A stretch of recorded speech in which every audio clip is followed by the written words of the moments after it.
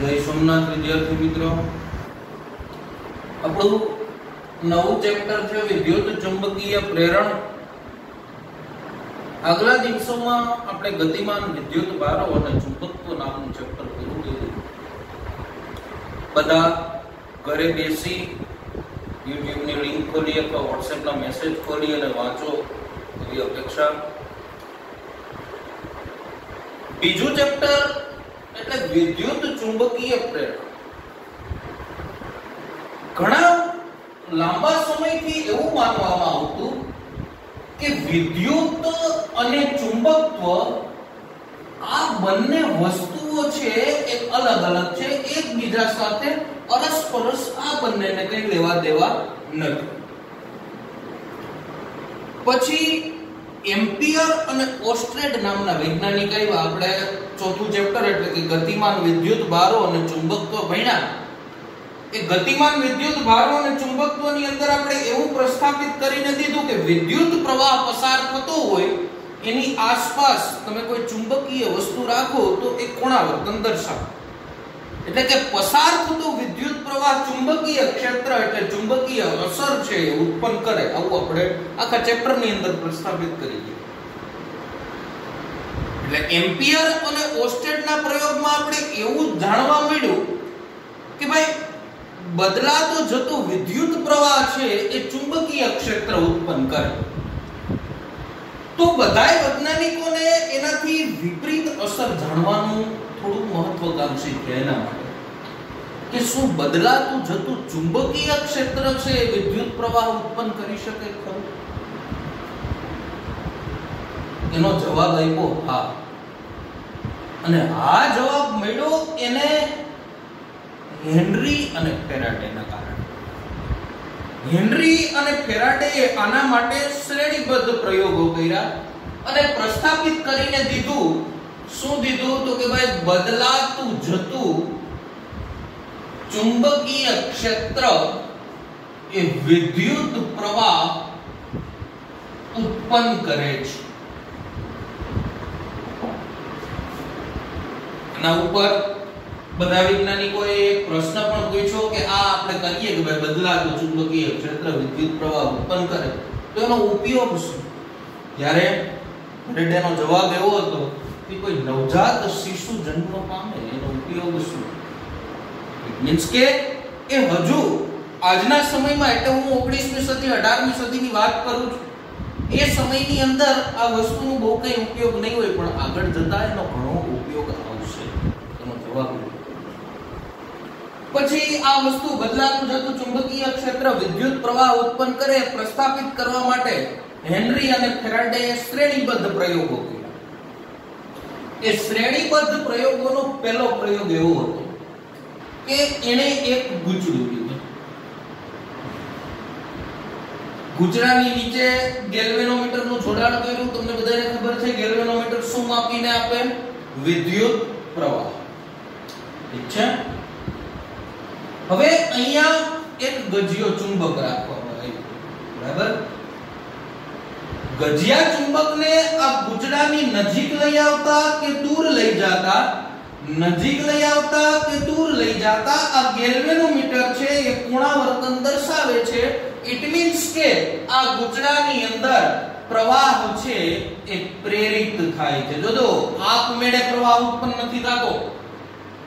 અહીંયા ગજિયા ચુંબકને નજીક લઈ આવતા કે દૂર લઈ જતા જ પ્રવાહ ઉત્પન્ન થાય છે. એટલે મેં શબ્દ વાપર્યો કે પ્રવાહ શું થાય છે? પ્રેરિત થાય છે. ઠીક છે. ઇટ મીન્સ કે આ ગજિયો ચુંબક છે એ નજીક આવશે ત્યારે આની સાથે સંકળાયેલો ચુંબકીય ફ્લક્સ બદલાશે. ચુંબકીય ફ્લક્સ બદલાશે કે આની અંદર વિદ્યુત પ્રવાહ પ્રેરિત કરશે. દૂર લઈ જતા ફરીથી પાછું ચુંબકીય ફ્લક્સ બદલાશે અને એ આ ગૂંચળાની અંદર વિદ્યુત પ્રવાહ પ્રેરિત કરશે. પણ ખાસ ધ્યાનમાં રાખજો, તમે ગમે એટલું નજીક લઈ આવી અને સ્થિર કરી દો, ગમે એટલું દૂર લઈ જઈ અને ગજિયા ચુંબકને સ્થિર કરી દો, આ ગૂંચળાની અંદર પ્રવાહ પ્રેરિત થશે નહીં. એનું કારણ છે કે પ્રવાહ પ્રેરિત થવા માટે આ વસ્તુ ફરજિયાત છે. શું? બદલાતું જતું ચુંબકીય ફ્લક્સ. શું જરૂરી છે? બદલાતું જતું ચુંબકીય ફ્લક્સ. પછી એક વસ્તુ બીજી થાય આમાં, તમે આ ગજિયા ચુંબકને નજીક લઈ આવો ત્યારે કોઈ એક દિશામાં ગેલ્વેનોમીટરનું કોણાવર્તન આપણે બધાએ પ્રયોગશાળાની અંદર ગેલ્વેનોમીટર જોયું. ગેલ્વેનોમીટરનો કાંટો અહીંયા 0 હોય, અહીંથી આમ પણ દર્શક હોય અને અહીંથી આ દિશામાં પણ દર્શક હોય, આપણે બધાને ખબર છે. આની અંદર દાખલા તરીકે તમે આ નજીક લઈ ગયા ત્યારે ગેલ્વેનોમીટર છે આ દિશામાં કોણાવર્તન દર્શાવે, દૂર લઈ જાઓ ત્યારે ગેલ્વેનોમીટર છે આ દિશામાં કોણાવર્તન દર્શાવે. સ્થિર કરી દો એટલે ગેલ્વેનોમીટરનો દર્શક ક્યાં આવી જાય? 0 એ. શું કામ? કે અહીંયા પ્રવાહ પ્રેરિત થવા માટે શું જરૂરી છે? બદલાતું જતું ચુંબકીય ફ્લક્સ. આનાથી તમે જો ઉલટી પ્રક્રિયા કરો કે ભાઈ દાખલા તરીકે અહીંયા હું S ધ્રુવ લઈ આવું અને અહીંયા હું N ધ્રુવ લઈ આવું તો શું થાય? પેલા N ધ્રુવ હતું ત્યારે આ દિશામાં પેલા પ્રવાહ મળતો હતો, તો હવે આમાં પેલા આ દિશામાં પ્રવાહ મળશે, પછી આ દિશામાં. ઠીક છે? ઉલટાઈ જશે. બરાબર? નજીક લઈ આવતા પેલા આ દિશામાં N ધ્રુવ હતો ત્યારે પ્રવાહ મળતો હતો, તો S ધ્રુવ હતો ત્યારે આ દિશામાં પ્રવાહ. બરાબર? એનાથી વિપરીત હશે. આપણે વાત કરી અહીંયા ચુંબક રાખતા. હવે આ એનો પ્રયોગ નંબર 1 હતો. શું હતું? પ્રયોગ નંબર 1. કોનો? ફેરાડે અને હવે એની જગ્યાએ એને શું કર્યું ખબર છે? આ વસ્તુ હટાવી દીધી એને ગજિયો ચુંબક છે અહીંથી હટાવી દીધું. ગજિયો ચુંબક હટાવી અને અહીંયા કોઈ એક બીજું ગૂંચળું લઈ. આ બીજા ગૂંચળામાં એને જોડી બેટ. બીજા ગૂંચળામાં શું જોડ્યું એને? બેટ. દંડુ. ઠીક છે? આ બેટરીની અંદરથી શું પસાર થશે? પ્રવાહ પસાર થશે. પ્રવાહ પસાર થશે એટલે આની અંદર ચુંબકીય ફ્લક્સ ઉત્પન્ન થશે. ચુંબકીય ફ્લક્સ ઉત્પન્ન થશે એટલે આની ચુંબકીય ક્ષેત્ર રેખાઓ બારોબાર નીકળશે. આની ચુંબકીય ક્ષેત્ર રેખાઓ આની અંદર શું ઉત્પન્ન કરશે? પ્રવાહ પ્રેરિત કરશે. પ્રવાહ પ્રેરિત કરશે અને ગેલ્વેનોમીટર શું દર્શાવશે? કોણાવર્તન દર્શાવશે. હા, એક કન્ડિશન આમાં પણ જરૂરી કે આ તમારે ગૂંચળાને સતત માટે નજીક કે દૂર લઈ જવું પડે. એ ગૂંચળું અહીંયા સ્થિર રહે તો આમાં પ્રવાહ પ્રેરિત થાય નહીં. ઠીક છે? વાઇસ વર્સા તમે ગમે એમ કરી શકો. તમને ખબર છે ગેલ્વેનોમીટર કોણાવર્તન દર્શાવે તો આ ગૂંચળાને સ્થિર રાખી આને તમે નજીક દૂર લઈ જઈ શકો. સેમ ઘટના બને. પણ એક કન્ડિશન જરૂરી કે તમારે પ્રવાહ પ્રેરિત કરવા માટે ગૂંચળાને હંમેશા માટે કેમાં રાખવું પડે? ગતિમાં રાખવું. ઠીક છે? સ્થિર ગૂંચળું થશે એટલે તમને પ્રવાહ પ્રેરિત થતો પ્રવાહ મળશે નહીં, શૂન્ય થશે. આની જગ્યાએ આ એનો બીજો પ્રયોગ થયો. બરાબર? ત્રીજા પ્રયોગની અંદર બીજું કંઈ નથી કર્યું. ત્રીજા પ્રયોગની અંદર અહીંયા ગમે ત્યાં એને ખાલી કી રાખી, ટેપિંગ કી. એટલે આપણી સાદી ભાષામાં કહીએ તો ચાપ રાખી. શું રાખી? ચાપ.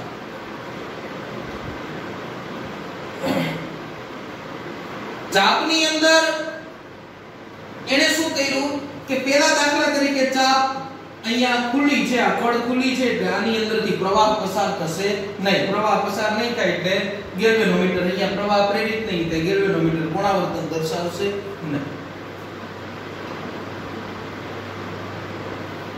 જ્યારે ટેપિંગ કીને દબાવવામાં આવે ત્યારે આ પરિપથ છે એ જોડાય. પરિપથ જોડાવાના પરિણામે ગેલ્વેનોમીટર શું દર્શાવશે? કોણાવર્તન દર્શાવશે. પણ આની અંદર પણ એક કન્ડિશન પાકી કે તમારે આ ટેપિંગ કીને સતત માટે ઓન ઓફ કરવી પડશે. શું કામ? કે દાખલા તરીકે આપણે ઓન કરીએ પેલા ઓફ હતી ત્યારે 0. બરાબર? ઓન કરીએ એટલે 5 વોલ્ટ પ્રવાહ પસાર થયો. દાખલા તરીકે 5 વોલ્ટની બેટરી છે તો 5 વોલ્ટ એમાં વોલ્ટેજ ગયા. ફરી પાછું એ ઓન ને ઓન રહે તો સતત માટે 5 વોલ્ટ એની અંદર વોલ્ટેજ રહે.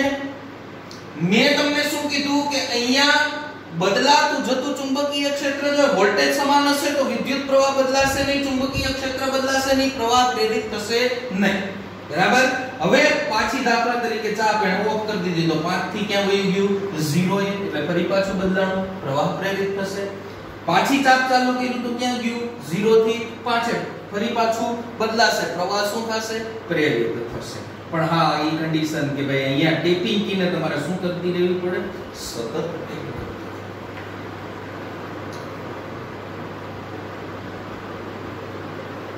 આ ત્રણેય પ્રયોગોનો ફેરેડેએ નિષ્કર્ષ એવો કીધો આ પ્રસ્તાવના આખી આપણે આ પાઠની પ્રસ્તાવના ભણ્યા છોકરાઓ અત્યારે એનો નિષ્કર્ષ એવો એને કીધો કે બદલાતું જતું ચુંબકીય ક્ષેત્ર છે એ શું કરે વિદ્યુત પ્રવાહ ઉત્પન્ન અને વિદ્યુત પ્રવાહ આની અંદર ઉત્પન્ન થાય છે આપમેળે થતો નથી એની અંદર વિદ્યુત પ્રવાહ આપમેળે ઉત્પન્ન થતો નથી પણ કોઈકની કેનાથી ઉત્પન્ન થાય છે પ્રેરણાથી એટલે એને નામ આપવામાં આવ્યું કેના તરીકે પ્રેરિત પ્રવાહ તરીકે અથવા બીજા અર્થમાં એનું નામ આપવામાં આવે પ્રેરિત EMF એટલે કે પ્રેરિત ઇલેક્ટ્રોમોટિવ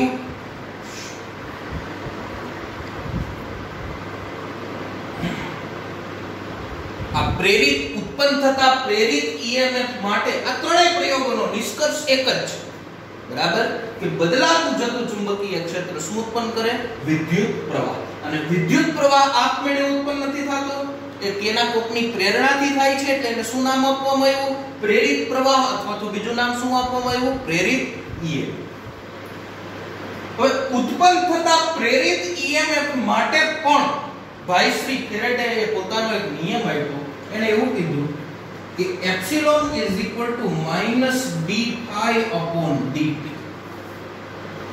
ઇટ મીન્સ કે ગુચડાની અંદર ઉત્પન્ન થતું પ્રેરિત EMF તેની સાથે સંકળાયેલા ચુંબકીય ફ્લક્સના ફેરફારના સમય દરના ઋણ મૂલ્ય બરાબર શું કીધું કે કોઈપણની અંદર ઉત્પન્ન થતું પ્રેરિત EMF તેની સાથે સંકળાયેલા ચુંબકીય ફ્લક્સ એટલે કે d phi ના સમય દરના એટલે કે dt એના જેટલું હોય ઋણ મૂલ્ય જેટલું હોય એમાં ઋણ નિશાની હંમેશા માટે યાદ રાખવાનું કે epsilon is equal to minus d phi upon dt ની અંદર ઋણ નિશાની છે આ ભાઈની હાજરી સૂચવે કોની હાજરી સૂચવે તો કે ફેરેડેના નિયમની હાજરી સૂચવે છે